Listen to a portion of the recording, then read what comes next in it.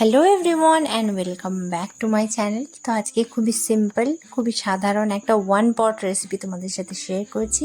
তো রেসিপিটা কেমন লাগলো কমেন্টে কিন্তু জানাবে। তো এখানে না আমি কামিনী চাল বা গোবিন্দভোগ চাল যেটা হয় সেটাকে ভিজিয়ে নিয়েছি, ধুয়ে তার সাথে দিয়ে দিয়েছি মুসুরির ডাল।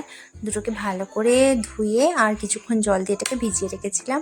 এখানে পেঁয়াজ কুচিয়ে নিয়েছি, অল্প কিছু আলু ছোট ছোট করে কাট করে নিয়েছি, আর এখানে 3টে মিডিয়াম সাইজের আলু দিয়েছি। এটাকে কিন্তু ভর্তা বানাবো, যেহেতু ওয়ান পট রেসিপি তাই একটা পাত্রের মধ্যে সমস্ত কিছু দিয়ে দিলাম। ধোয়া চাল আর ডালটার মধ্যে কিন্তু আলু কুচি, কাঁচা লঙ্কা, পেঁয়াজ কুচি, রসুন থেঁতো করা, আর তার মধ্যে দিয়ে দিলাম লবণ, হলুদের গুঁড়ো, সরিষার তেল, দুটো শুকনো লঙ্কা আর একটা তেজপাতাকে ধুয়ে দিয়ে দিলাম। সমস্ত উপকরণগুলো একটা প্রেশার কুকারের মধ্যে দিয়েছি, কারণ এটা আমি প্রেশার কুক করব। তো সমস্ত উপকরণগুলো দেওয়ার পর 1 মগ জল, মানে যতটা চাল বা ডাল নিয়েছি সেই হিসাবে কিন্তু পরিমাণ মতো আমি জল দিয়েছি। দিয়ে সমস্ত উপকরণগুলো ভালো করে একসাথে মিশিয়ে নিলাম চামচ দিয়ে, আর এটা হাই ফ্লেমে কিন্তু আমি এটাকে ফুটতে দেবো। যখন এটা ফুটে আসবে তখন কিন্তু এই লিডটা লাগিয়ে আমি একটা হুইসেল দিয়ে নেব।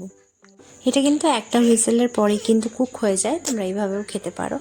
কিন্তু আমি এর মধ্যে একটা টুইস্ট দিয়ে খাই, ছোটো থেকেই এটা আমাদের ফেভারেট। আমরা ছোটোবেলায় খুবই এই রেসিপিটা পছন্দ করতাম।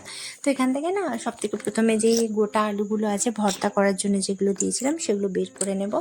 তারপরে হচ্ছে আসল ম্যাজিক, এখানে একটা ফ্রেশ কোকোনাট আমি কুড়ে নিয়ে আর দিয়ে দিয়েছিলাম এই খিচুড়িটার মধ্যে বা খুদ চচ্চড়িটার মধ্যে।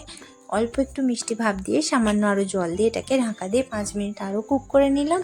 ব্যাস তৈরি হয়ে গেল আমার নারকেল দিয়ে খুদ চচ্চড়ি, কিংবা খিচুড়িও বলতে পারো। তারপর লাল লাল করে আলু ভর্তা করে নিয়ে ব্যাস জমে গেল 10টায় খাবার।